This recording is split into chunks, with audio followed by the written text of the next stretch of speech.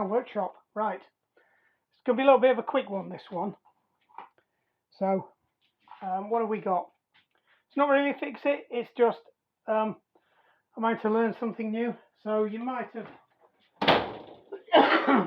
picked up that when it comes to bikes, I'm a bit of a Luddite.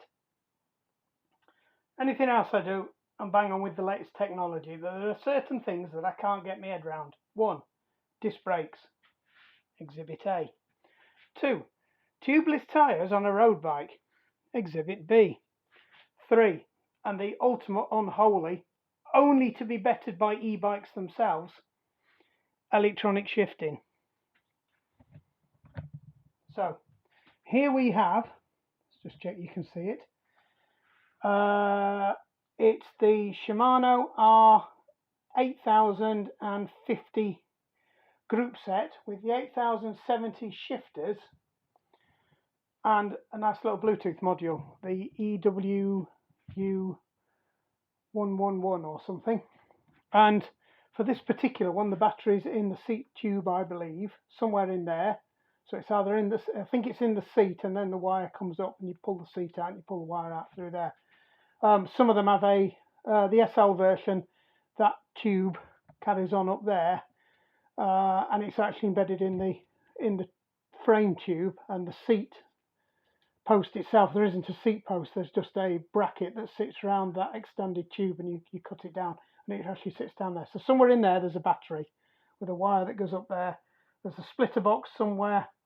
There's an RF module that does your radio Wi-Fi. They call it Wi-Fi, but it's not. It's Bluetooth and ANT. And then it all goes up there, and you can charge it through there as well.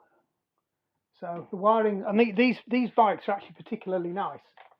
I think it's a real. Apart from the obvious fault with the clever little mechanism they've got there, no wires at all, and it's not wireless. Because up until yet we haven't discovered wireless brakes. So the wires for the shifters, because it isn't wireless, it is wired, go through the thing with the brake cables. There's a hole at the back of there into the stem, and it disappears through there. That is a cover over the top of it, and then the wires disappear down the back of there, and they're actually behind that rubber thing. So if you wang it from side to side, you'll see that pivots out the way, and it just shifts these flaps up to allow room for the cables so they don't get crushed, and you can get quite a decent angle on it. But to be honest, if you're turning anything more than that, you're probably in trouble anyway. Anyway, right, so what are we going to do tonight? Customer, this isn't an orange bike, by the way. If it was orange, you'd probably guess who it was, but it's not orange. He's ditched the orange and gone for blue. I think it needs some orange bar tape and stuff on it, because then it'll look like a lifeboat, like the RLNI. That's blue and orange. And given that he might need rescuing from bushes and things, that's not a bad colour to have. We'll be able to see it in the undergrowth. Anyway, he did say he'd not managed to connect it up using the phone app. He'd actually used the PC app. There's a couple of issues with the PC app in that since they brought out the 12-speed version, the BCR something 2 charger communications device that you used to charge it up through that little port there doesn't work with the latest software. So you've got to install an older version of software. So you can only use the V4 version of the software, and they are not making the older charger for this compatible. So you've got to buy their new charger. It's about 200 to 250 quid just so I can talk to it. But if you've got the Wi-Fi module, which not all of them have, but this one has, you could talk to me using the phone app. So we're going to try and talk to it. So it was reported that they couldn't get it to connect. Now, I'll be honest, I cheated earlier. I have connected to it, and I did spot some things. So I have asked permission to go back into to have a look at it. So that's what we're going to do. So you need to select the application, and the application is called eTube. So it's Shimano's eTube. So it's that little sign there. Not show you all my apps. There you go. That's the one. Can you see that? Let's see if you can see it or not. That's what it looks like. So first thing it does is it connects back to Planet Shimano in Japan. and starts reading any updates. Now I know all the firmware versions are actually on this phone, so I don't need to do that, so I can skip that, because it takes flipping ages, because it's got to go all the way around to Tokyo and back again. Now see, there's already a bike in there. We're not looking at that. So it says, so I've opted to connect to another bike. So you can do a how-to. There's some good tutorials on here, but I know I don't need to. So to activate the pairing, you hold that in for 3 seconds. 1, 2, 3, and you'll notice now that that's flashing. So that should now start to connect to it. There you go. It's picked it up. So I'm going to say click on that. So the Shimano thing, right? The passkey, I will not let you see that. So there's a passkey. Oh, and it often comes up with the wireless environment isn't stable. You just ignore that. Apparently that's one of the faults. Just ignore it. It does tend to drop out a little bit. I don't know why it's bad in here. I don't know if it's because of the LED. We've got a lot of LED lights in here that's interfering with it. It works great outside, and it works well in the house. So it's connecting now. It's doing a little diagnostic check of the whole system. The lights have gone off, so don't be fooled by that, because I think that's what's fooling some people. Because it takes a long time and the lights have gone out, they think it's stopped talking. So you can see now it's found all of those things. So that's the battery, that's the wireless unit, the WWU 1100 and 1. No, 1111. That's the junction box there on the end of that. And each one of these has software in it itself. Left shifter, right shifter, front derailleur, rear derailleur. Right, we're not going to register it because it's not my bike. So we're going to skip over that and we're just going to get into the config page. So you can see all the configuration now. You've got the wireless setup. You've got the left and right levers and what their buttons are set up for. You've got the multi-shift, which is when you hold on to the shifting button, this determines what it does, whether it just ignores you, it jumps 2 gears, so you can use it like a jumper or something like that. And then you've got whether you want synchro shift. Now, synchro shift, that's a game changer, right? I take back everything I've said about these units, right? When I saw that you could do that, that is fantastic. What it effectively does is it will go through the gears until it reaches a certain point where you're at the point where you're going to be starting to cross your chain, and it automatically changes the front gear. So you don't have to do the front gear at all. You can put it in full synchronization and it will do the front mech for you. What you can do is put it in manual synchronization as well, so that when you come down the chain ring, when you hit the point where you're going to be crossing, it won't let you go any further on the rear mech. If you are midway on the chain ring and you change the front chain ring, it automatically drops down the gears at the back to give you the same ratio as you were on. That's clever. So you have to tell it how many teeth everything's got.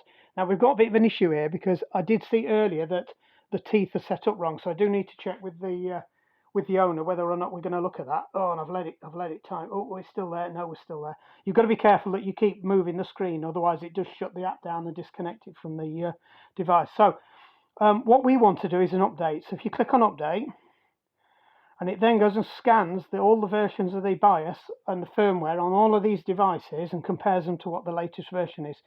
So that needs updating, that needs updating, that needs updating, that needs updating, and that needs updating. So we're going to update all.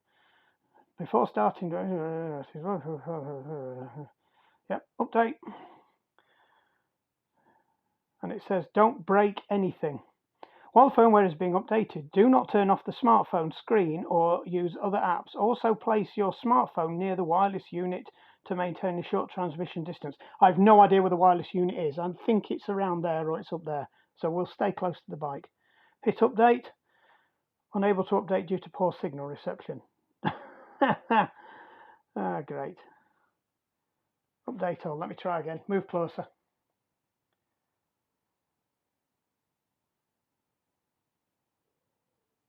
I wonder if it's I wonder if it's the Wi-Fi that it's struggling with. Let me just see what Wi-Fi we're on. Trouble is now I'm probably going to have to reconnect. You don't need to see all the stupid apps I've got open. Wireless 5 night is on the right one. Update. I wonder where he's hidden it. I wonder if it's up here.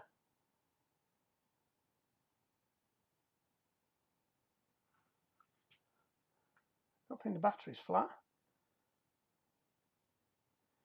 Right, let me disconnect and reconnect. Disconnected. register later. Wonder where he's put it. The trouble is, it's in, so it can't be far. It's got to be, it could be down there. It's connecting again. Right, skip registration. Update.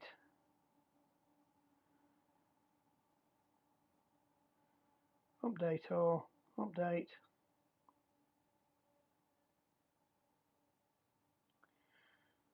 Oh, thinks it's doing it. So I suspect it is in there.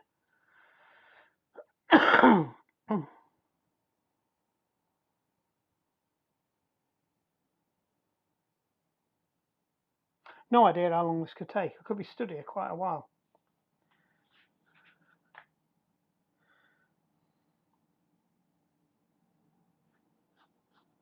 So meanwhile, I'll tell you about some other features. As well as the you shift up, shift down, there's two buttons, roughly where the index shifters are on a normal Ultegra or Dura-Race.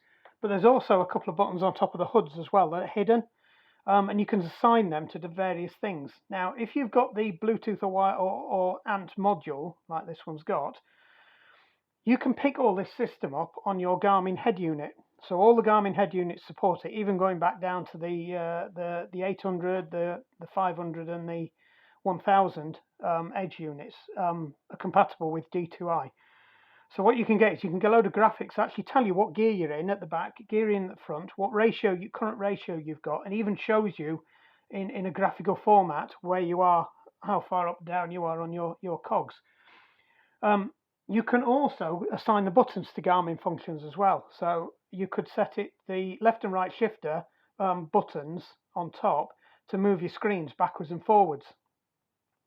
So if you press it one way, it flicks your screen one way, which is actually quite invaluable because the amount of times you have to stop to flick your screen because you want to get onto the navigation screen.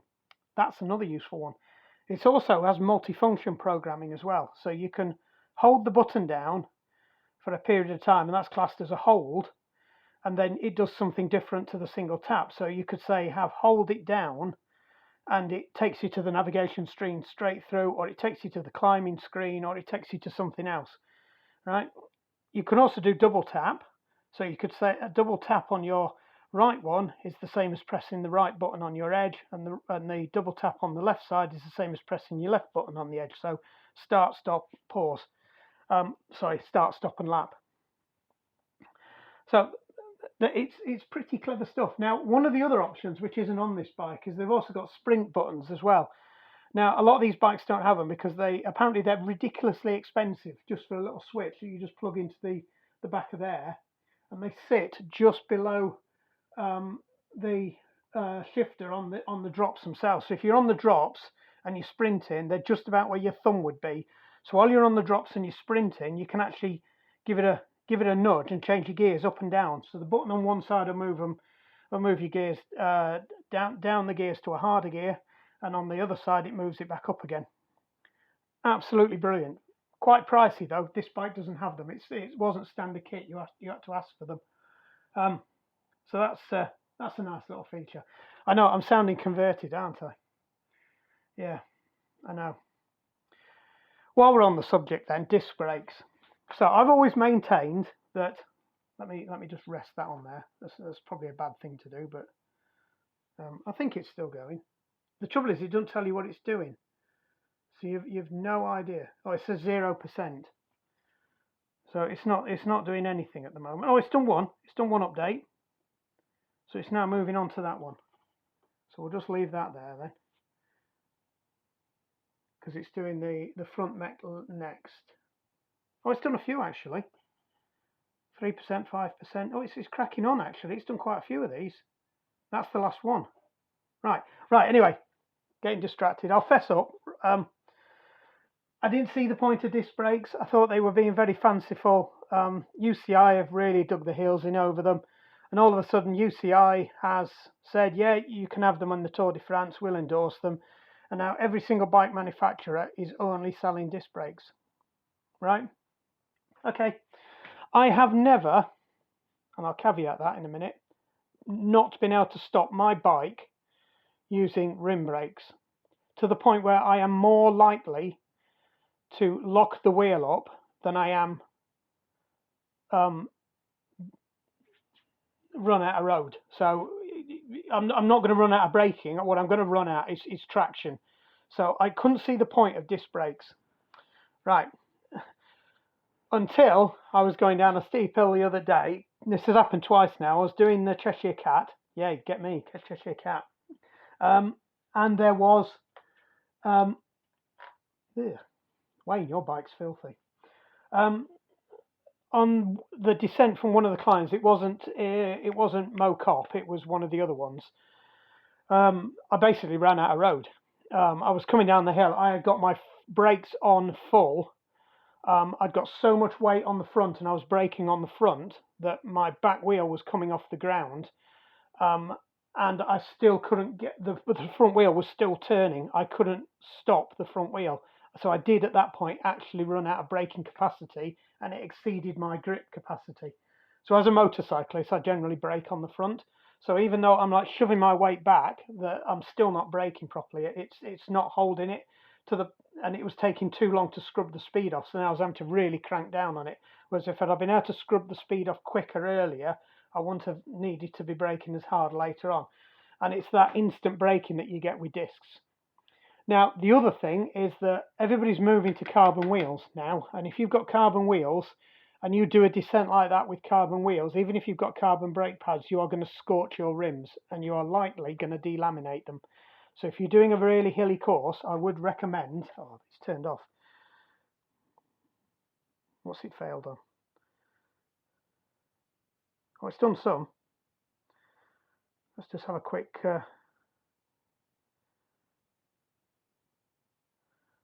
right, so let's try that one again.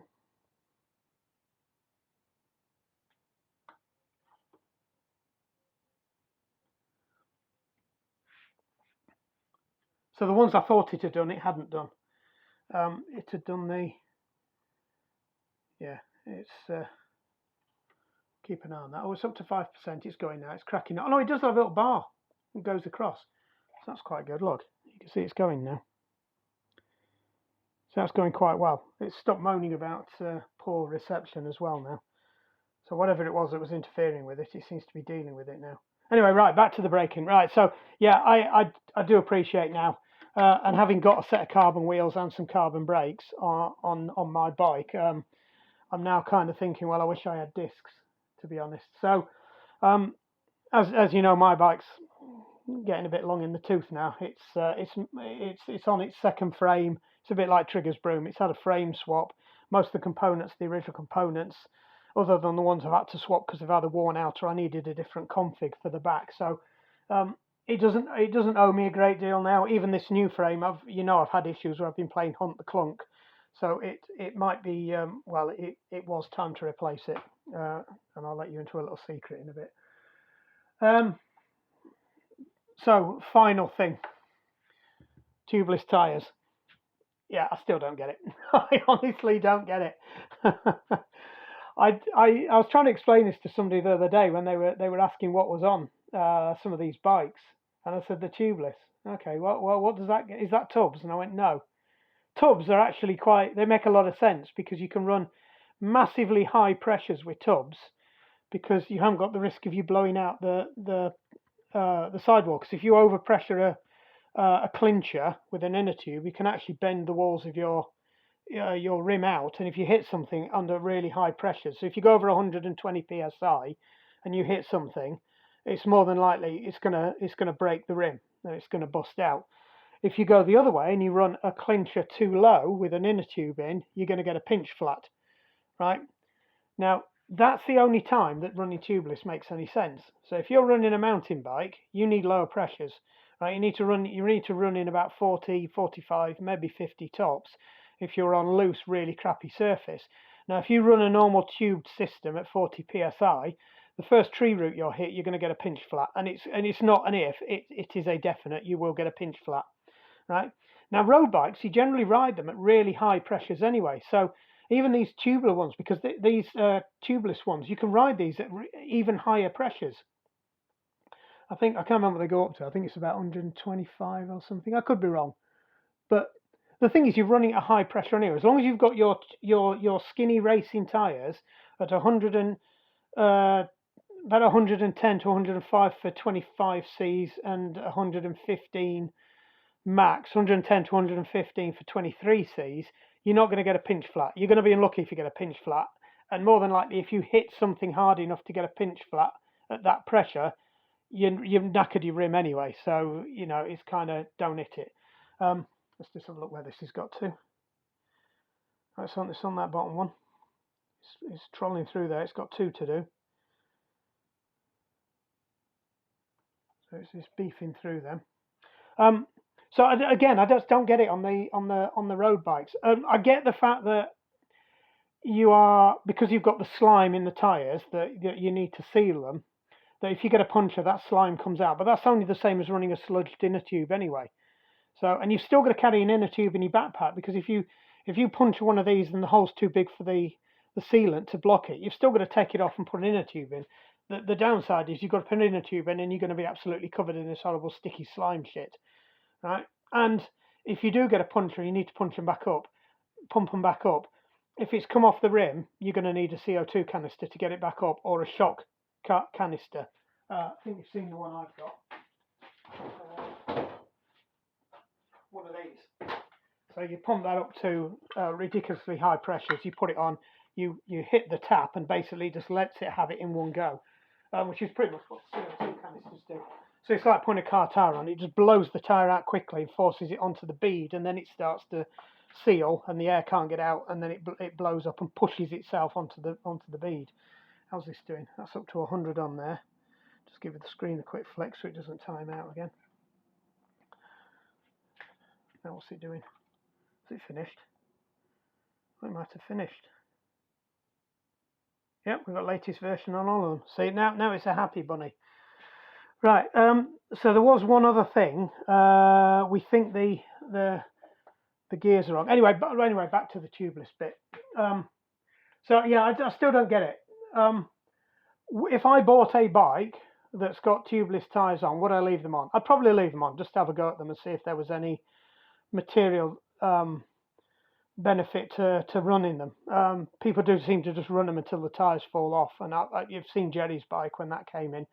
The tyres disintegrated before they got too holy that they couldn't be used. So, you know, we'll try. I used to be a big fan of tubs, and nobody liked tubs. And yet tubs are the easiest thing to swap when you're out on the road, apart from when it's winter and your fingers are cold. But then doing inner tubes isn't fun in the winter either. So I was a big fan of tubs. You just rip them off, you stick a new one back on, you're on your way. You've just got to pump it up. There's no faffing trying to get inner tubes in, trying to pop it back on the rim. You literally just rip off the old one, place it in a disposable container somewhere, or shove it in your pocket if you can be bothered to unpick them and fix them and re-stitch them back in. And then usually with the tub tape that's still on, you put it round the rim, partially inflate it, even it all out, and then hit it again, and you're off and limp home. So, oops, screen's gone off.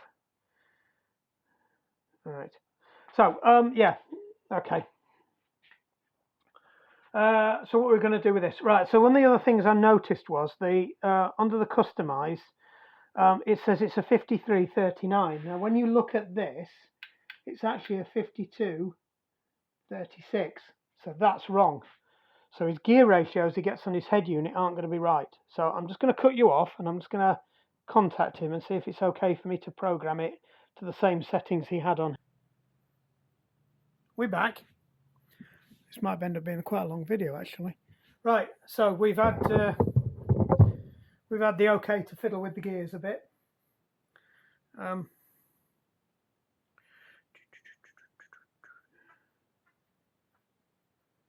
There we go.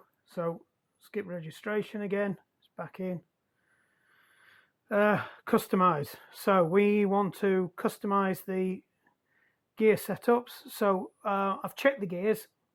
We know what it's on here because it actually tells you on there. So it's a 5236. And on the back, it isn't an 1128. I thought it was. It's an 1130. So it says OK for that. So you move on to the next stage. Now what it does then is it wipes all the previous synchronizations that were set up, because they're not valid anymore because the gears are different, so they don't work. So what we're going to do is we're going to add a shift synchronization pattern. Right? We want it to shift normal, so that's the normal speed. We don't want it to go any slower. And we want gear position control as well. I can't remember what that does. I think that's the thing that stops it. Yes, that's the thing that stops it shifting if it means you're going to cross. So that's what that is.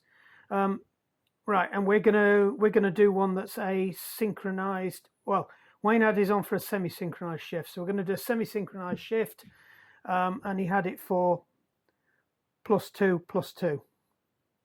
So we're going to add them back in, and that should do it now. If I move that back, and that what it tells you then is it shows you what it's going to do. So when I change up onto this ring, it's going to then move this up 2 gears, so that you don't get that sudden hit you get because you've gone onto the big ring, that you've effectively gone down 2 gears. It moves it back up, so it's as if you've moved down only 1 gear.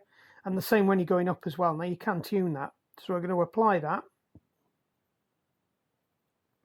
and that one's happy, right? And then we're going again, and if you move across and we add another one, this time we'll do a synchronized shift. And what we're going to do for that is, what you want is you want it so it when it's going up, it jumps up evenly to a gears. Now what I've found is it's easier to use the animation. So what it's telling you there is that's your front ring, that's your big ring, that's your little ring, and they're your gears on your back cog. So when you're in the little ring, they're the gear ratios you've got. So what it's saying is there that when it shifts from there onto that ring, it's going to jump from 2.4 to 2.74. Now that's quite a lot, so you might want to put that up to there, so it goes from 2.4 to 2.48. So that's a jump of 0.8. Same when it's going down, you want it to go somewhere a bit closer. So what you can do is move. Oh, you've got to move it onto down. Move that one down. Now what I've found is actually the animation's a bit better. So what it does is it actually shows you the effect of that. So this is going down your gears to make it, so when I say down gears, you're actually going up to the bigger cog, but that's going down your gears. It's making it, your ratios are becoming easier, so it's lower ratio. So they always say you're going down the gears to lower ratio. I know it took me for years and years I said it the wrong way around. And I have to remember, Land Rovers have a low ratio box, and that makes it easier.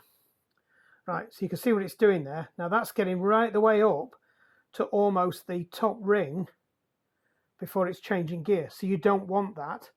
So what you can do is you can move it across so it doesn't go as far. So now it gets to that one, and what we'll do is we'll move it another one. So ideally you don't want to be using the top 3 cogs when you're on the big ring. Right, so that's it, change, it drops back down, it goes back up. There you go. So now it's showing it the other direction, it's going down. Similar thing, we've got three rings free there and back down. Now the reason that is you want to get quite a way down. Now people will argue with me here and say, well, it means you're gonna over exaggerate the use on your middle gears. Look, the gears are there to be used, right? And what you want to do is set your bike up so it's most comfortable and it suits what it is you're trying to ride. So if you think you're going up your gears and you start hitting these gears here, and you've changed front, changed back, it's done a double change, and all of a sudden you hit a little incline and you weren't ready for it, you haven't got enough to go at just moving the rear mech where the smaller adjustments are when you're in the little ring. I think I'm making sense. But this is what I don't tend to drop on the big one until I'm quite far down my block, sometimes almost in gear 5 or 6, because I know if I'm on the little ring, so I'm old school, I'll stay on the little ring as long as possible. You can see all these people absolutely beasting out the big ring, and they're right up on their second to lowest gear on the back. And okay, they're using all their gears, that's nice, but actually what that means is that by the time they do decide to go down onto the little ring, they're probably already well into a climb, and you do not want to be adjusting your front ring while you're in the middle of a climb, because that is the one that's going to throw your chain. It's not the one at the back, it's the one at the front. So if you're halfway up a steep climb in the big ring and you suddenly think, shit, I've run out of gears, I need to go into the little ring, and you throw your chain, you're in a world of pain, because you've got to get off, put your chain back on, and then you've got to set up off on a hill. So listen to me, I'm talking sense. So as soon as you hit that hill, if you know it's any hill of any duration, you can't power through it, you want to be on that little ring before you get there, right? Rant over. So that's still going through anyway. Right, so what we're going to do now is if you go back, it just asks you to apply it. And what you'll see is it's done an S1 and an S2 for that. So there you go.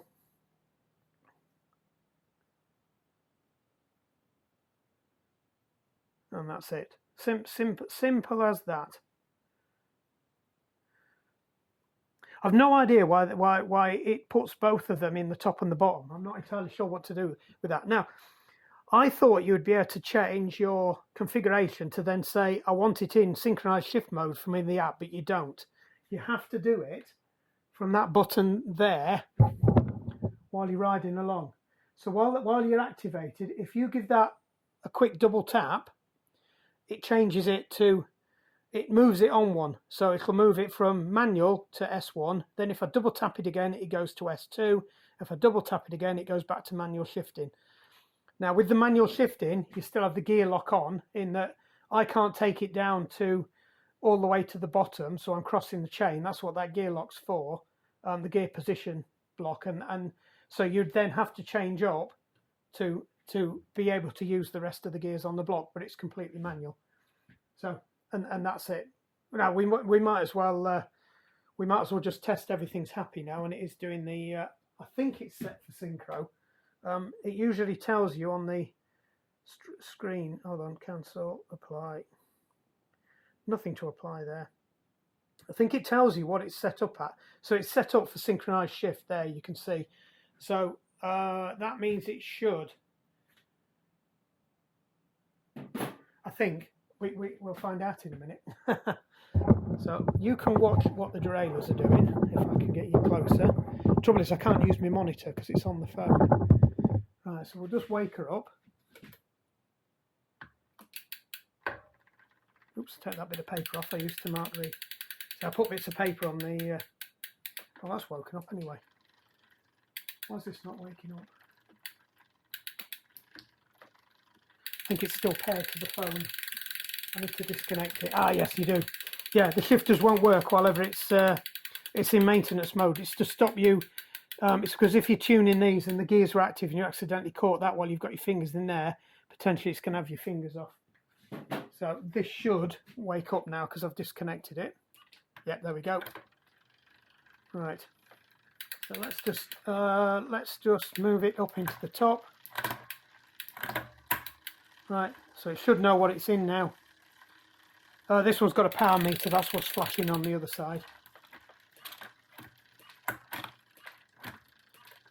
Apparently the little tremors that's doing, that's just getting itself ready and doing some automatic trims. See, that's done an automatic trim now. It knows that potentially that chain's going to start catching on it, so it puts it in trim position. Right, this is in manual now because that's gone down and it's stopped me going any further, because if I go any further I'm going to be crossing the chain.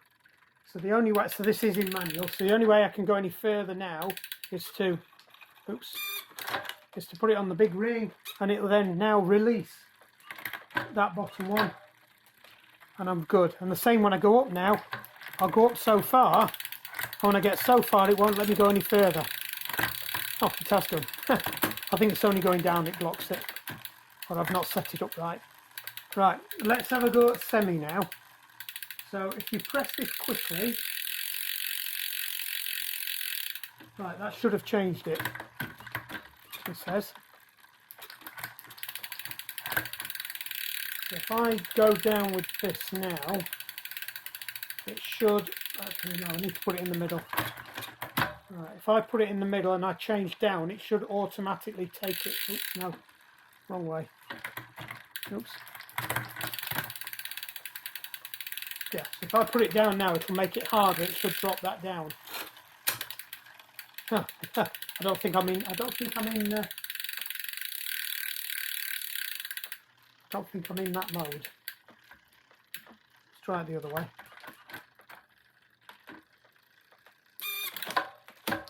No, I'm still not, definitely not in that mode.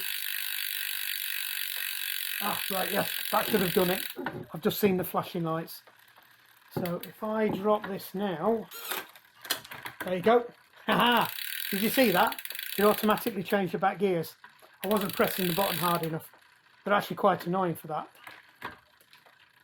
Right, so I've got the gear lock on again. If I push this up to the big one, and it's automatically changed it on the back.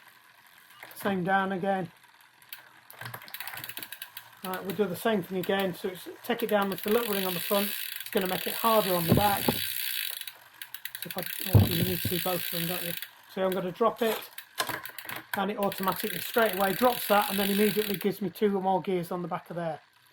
Right, let's go for automatic this time. Right. When you do it, you get a double flash of both lights. Right. So we're going to go up. We're going to go up now. No, we're not. Yes, we are. Let us. How are we going to do this? Let's send it up onto the big ring on the back. Right. So we'll start at the bottom. Right. So we're in the hardest. Oh, that's interesting.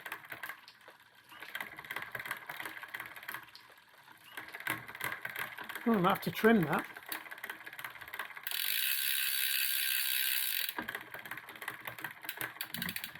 That's not going all the way down. So we need to do a trim on that. So there is an option in the manual to do a trim on them. But anyway, we'll show you what I was going to do.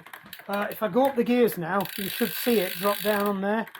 So I've gone up, up, up, up, up, up, up, up. Ah, I'm not in automatic, because that should have.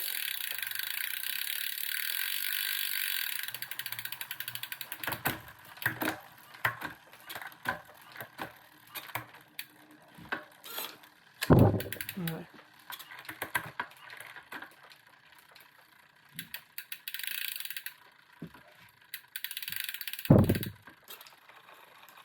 I can't get automatic to come on. Right.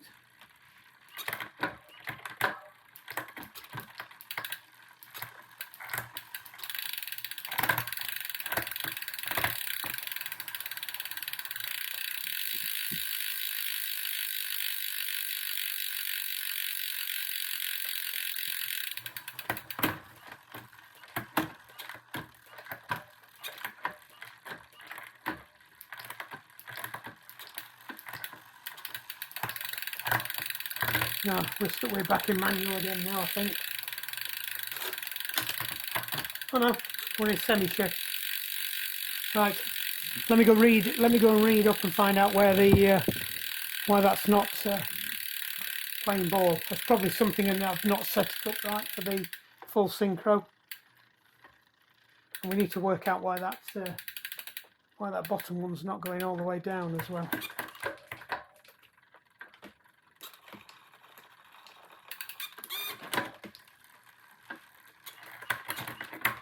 Oh, it's gone down now.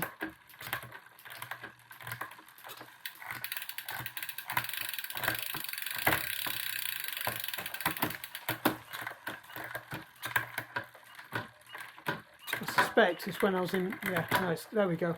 That does need a little bit of a trim on it. So one of the things you have to do is take it up to about number 5. 1, 2, 3, 4, 5. 26. It don't look that bad actually. Who knows? You know, I said I wasn't sure what these meant. So what you do is you do is what's in that position. So I saved it with them both in the same. So when I was flicking between S1 and S2, it was just staying the same. It wasn't in the it wasn't in that. Oops. So that's the mistake we've made. Right.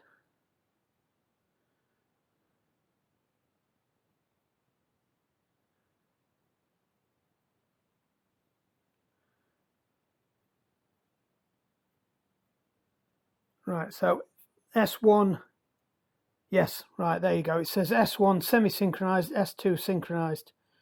So that should do it now. That was now I know how it works. I didn't understand why it created two of them, but they're the different options, and all you do is you load them into your S1 and your S2. So if we move you back over here now, and that should have disconnected. Yep, that's disconnected. Let us see what we can achieve for this. So we'll take it all the way down to the bottom, and that's gone straight in this time. I don't know why it's not always going in, but anyway, let's go up, and it should. We'll find out whether it's in sync S1 or S2 now. One. So watch what that front one's doing. It'll be any minute now. No, we're still in the manual. We'll send it back down again. Right. So if we do that, right, I've got double press. So it's steering now. When I move it up, just using the back one, it should automatically change. So we'll cycle through, and then what I'll do then is I'll show you another feature. See, it's doing its trims. There you go, automatic. It's gone down 2. It should do the same when it goes down.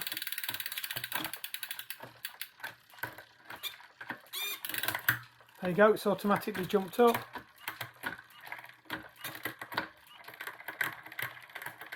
And we've still got that problem with it's not liking that one, is it?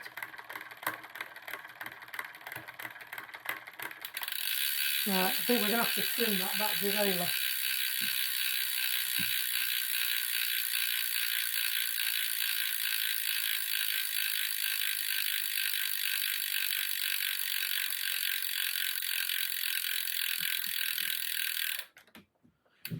Stop that bracket.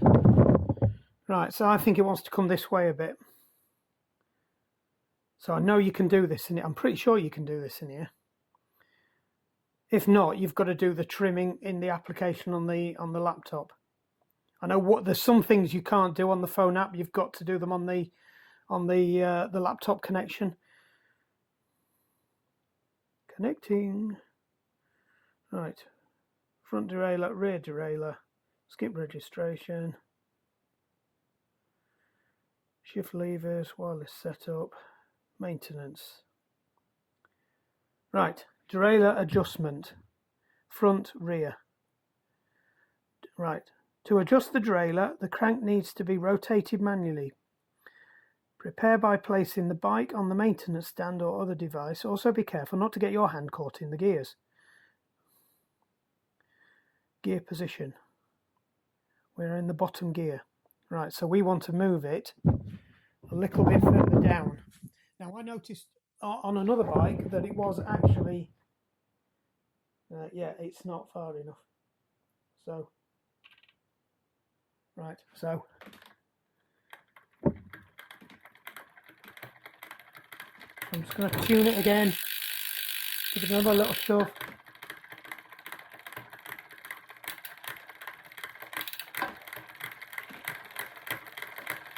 Right, we're just going to change it up a gear, back down a gear. You can manually do the gears from here as well. There we go.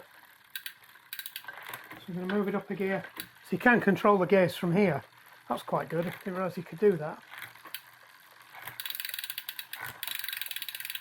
So when it's in 5, it should be directly below.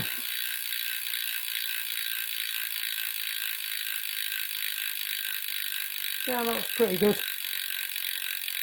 I think we're nearly there. So let's change it down now.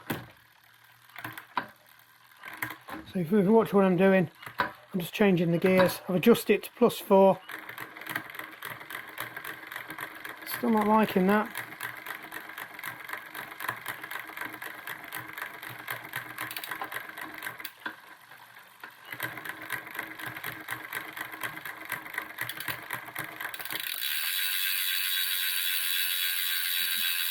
I'm wondering if it's not adjusted right.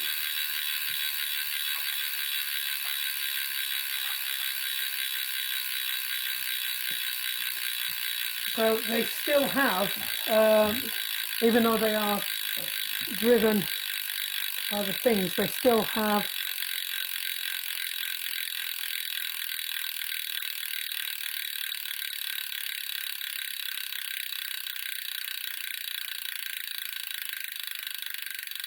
right. Yeah, it's the stops that weren't right. So I'm going to, first things first is I'm going to. Alright, I'm just going to get it in that bottom gear. I'm just going to check it. Nope, not that one. Nope, not that one. That one.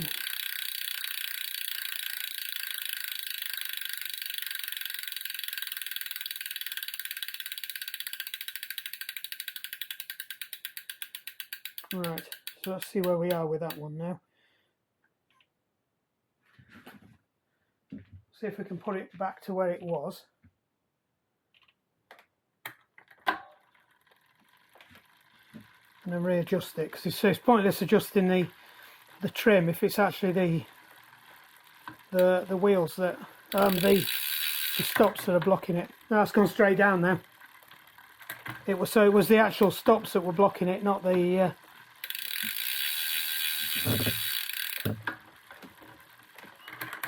yeah.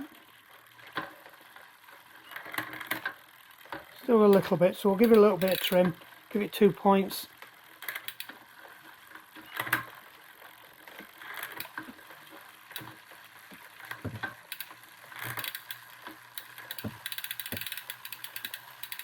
Question is it going to auto shift?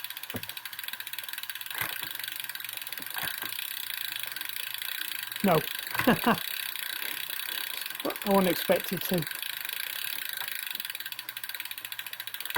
Right, we'll get it down to the bottom. Just check it goes back in. We've been all the way up and all the way down. There you go, straight in this time. So we've just put a +2 adjustment on, and that's a lot cleaner shifting. Right, complete. And you could do the same with the front derailleur as well. So you can adjust that to give you your trim and everything, but that's all good, so we'll leave that alone.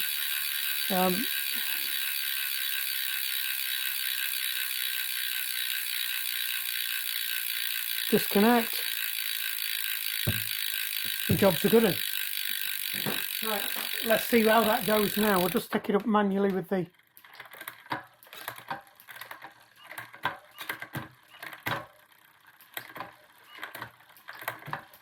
just check it through the whole range. So we're going to go up. It should be an auto shift still. There you go.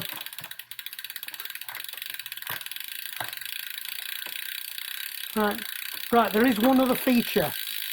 So if I hold the downshift, and this is what the speed shift was for. So if I hold the downshift now, and I don't take my finger off it, it just goes through all the gears. Same when I go up. If I press the up, sorry, that one, that's the up.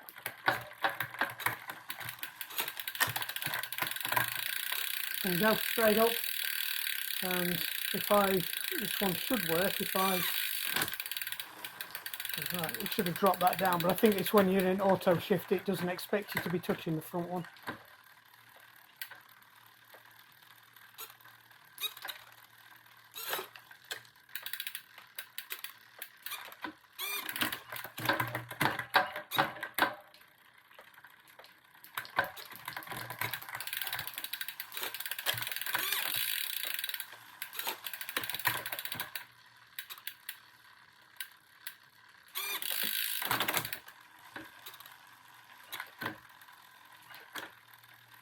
There we go. So it's actually quite cool. And actually, you got to see a bit more than I was planning on doing, because you got to saw and adjust.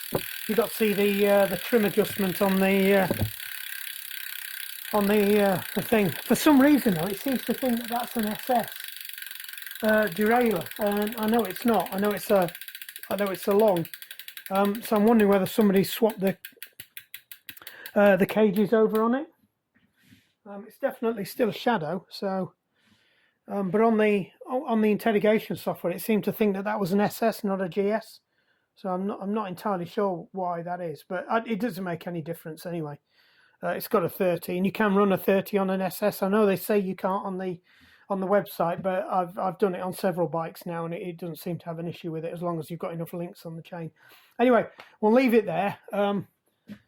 I will just slightly fess up. You know, I have a slight penchant to orange. Yeah, I know. It's its baby brother. Anyway, right, hope that's been useful. A little exploration into the 3 things that I hate most about modern cycling. Disc brakes, D2i electric shifting, well, not any D2i, any electric shifting, and tubeless tyres, which incidentally, that's got. You can see that's the SL frame, so that seat just sits on top of there, and you either cut the seat post down or you take the spacers out. It comes with a load of spacers. There's about 40mm spacers in there. You can see there's absolutely no cables at all. It's completely clean, even though for some reason this one does keep getting stuck under there, and it's really irritating.